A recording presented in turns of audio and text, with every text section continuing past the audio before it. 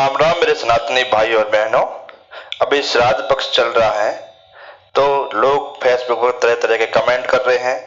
मैंने सोचा क्यों न इस पर कुछ प्रकाश डाला जाए तो अपने सनातनी भाइयों को इसके बारे में कुछ बताया जाए। मित्रों, श्राद्ध पक्ष का एक अलग महत्व है। श्राद्ध पक्ष हमारे पूर्वजों के प्रति श्रद्धा को प्रकट करता है। श्राद्ध श्रद्धा शब्द से ही बना है। शास्त्रों में कौवे तथा पीपल को पितरों का प्रतीक माना है। श्राद्ध में कौवों को खाना खिलाकर एवं पीपल को पानी पिलाकर पितरों को तृप्त किया जाता है। कौवा ऋषि काकभुसुंडी जी का रूप है, जिसे भगवान महादेव द्वारा सभी जन्मों का वरदान याद रहने का वरदान दिया हुआ है, जिससे आपके पितृ के रूप में कौवा नियत तिथि को आपके घर आता है।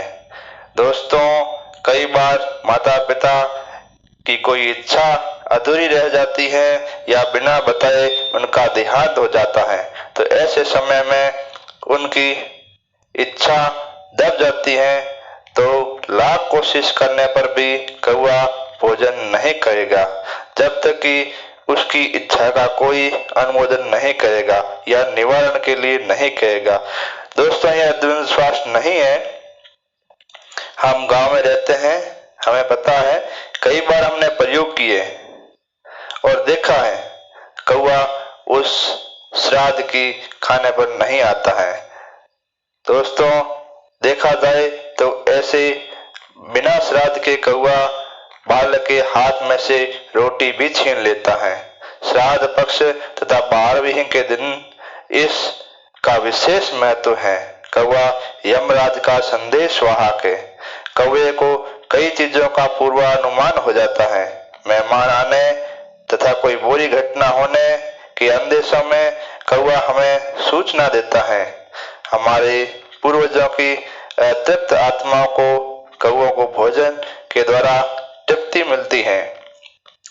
मित्रों, मेरा ख्याल है कि जिस आत्मा का उद्धार हो गया हो या पुनः मनुष्य रूप या देव रूप या सदगति को प्राप्त हुआ हो, तो ऐसे लोगों की आत्मा वहां नहीं आती है। इसलिए देव पुरुषों और मोक्ष आत्माओं का श्राद्ध नहीं करना चाहिए। श्राद्ध के स्थान पर उनके दिन पर दान तथा पुण्य करना चाहिए, जो आगे चलकर आपके भी काम आए। मित्रों, कौवा यमराज का संदेश वाहक है।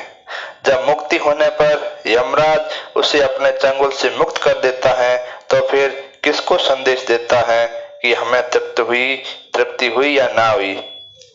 ये तो हुआ अपने पौराणिक महत्व। श्राद्ध का पौराणिक महत्व क्या है? अब आज के परिदृश्य में लोग वैज्ञानिक महत्व भी पूछते हैं, तो इसके पीछे हमारे पूर्वज बहुत लंबी सोच तथा आगे प्रकृति के संरक्षण के विषय में भी सोचते थे। कौवों को भोजन कराने के पीछे पूर्वजों का प्रकृति प्रेम था, क्योंकि कौवा फसल में लगे कीट पतंगों कीड़ों को खाकर फसल की रक्षा करता है तथा कौवे के माध्यम से ही पीपल तथा बरगद के पेड़ लगते हैं। जब कौवा पीपल के दानों को खाता है तो वे उसे पचा नहीं पाता है, तो वे जब विष्ठा के रूप में उसे त्यागता है तो बीज अंकुरित हो जाता है। इस तरह कौवा एक जगह से कई जगहों पर पौधों के उगने में सहायक होता है। इस तरह पीपल तथा बरगद की ठंडी छाया हर प्राणियों को मिलती है। कौवा भाद्रपद महीने के शुक्ल पक्ष को अंडे देता है तथा उनके बच्चों के भोजन की तलाश में उसे इधर उधर भटकना ना पड़े तथा हष्ट पुष्ट कौवा तैयार हो।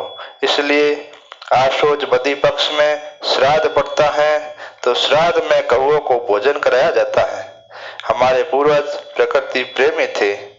श्राद्ध पक्ष में अच्छा खाना खाकर कौवे फिर से प्रकृति में अपना सहयोग देते हैं।